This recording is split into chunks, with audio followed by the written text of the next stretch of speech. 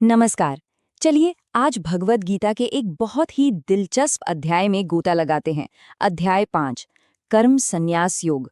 ये चैप्टर एक ऐसे सवाल का जवाब देता है जो हम सब कभी ना कभी खुद से पूछते हैं कि भाई दुनिया में रहकर अपने काम करें या सब कुछ छोड़कर शांति की तलाश में निकल जाएं।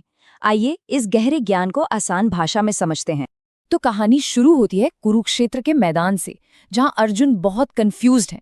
और देखिए, ये सिर्फ एक योद्धा की उलझन नहीं है, ये तो हम सबकी कहानी है।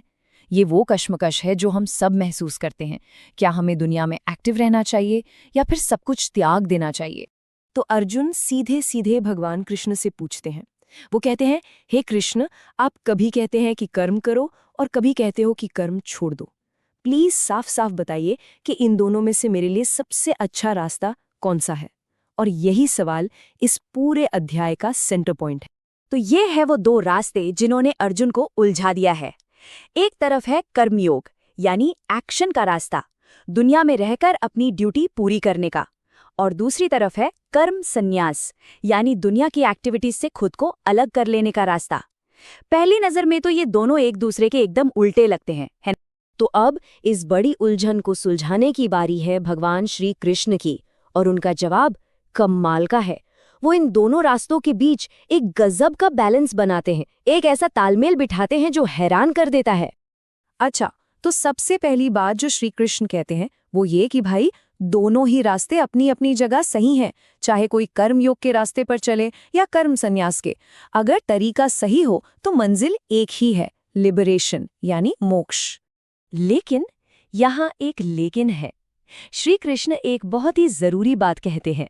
वो कहते हैं कि भले ही दोनों रास्ते एक ही मंजिल तक जाते हैं, पर कर्म योग यानी एक्शन वाला रास्ता ज्यादा बेहतर है, ज्यादा प्रैक्टिकल है। और यही इस चैप्टर का सबसे बड़ा टेक अवे है। तो सवाल उठता है, क्यों कर्मयोग बेहतर क्यों है?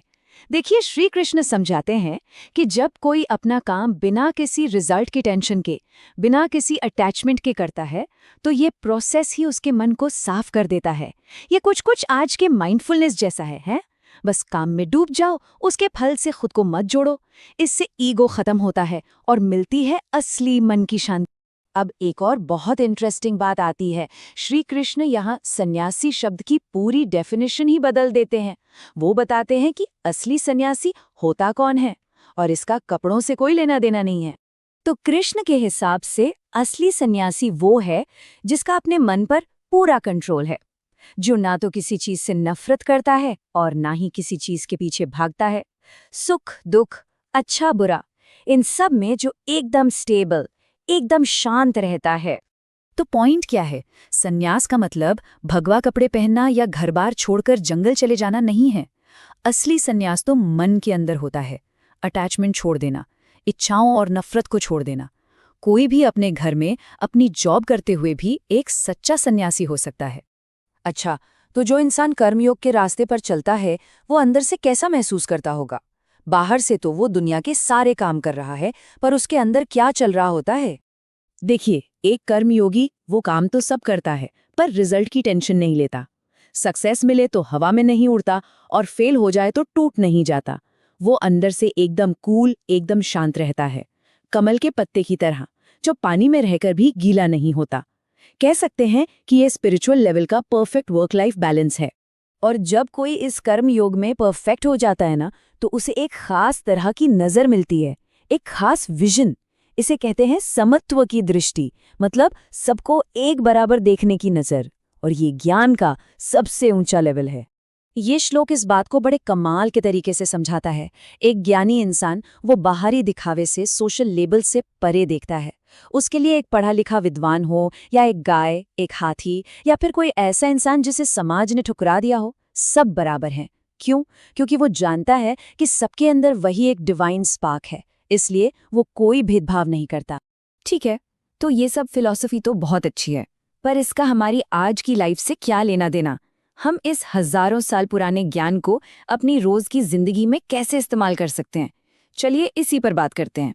इस पूरे चैप्टर की सीख को हम 3 सिंपल स्टेप्स में समझ सकते हैं। स्टेप 1, अपना काम पूरी ईमानदारी से करो, जिम्मेदारियों से भागो मत। स्टेप 2, काम करते वक्त अपने ईगो को, मैं और मेरा की फीलिंग को साइड में रख दो। और स्टेप 3, रिजल्ट चाहे जो भी हो, चाहे सक्सेस मिले या फेलियर, अपना दिमाग शांत रखो। बस यही है एक्शन में रहते हुए सन्यासी होना।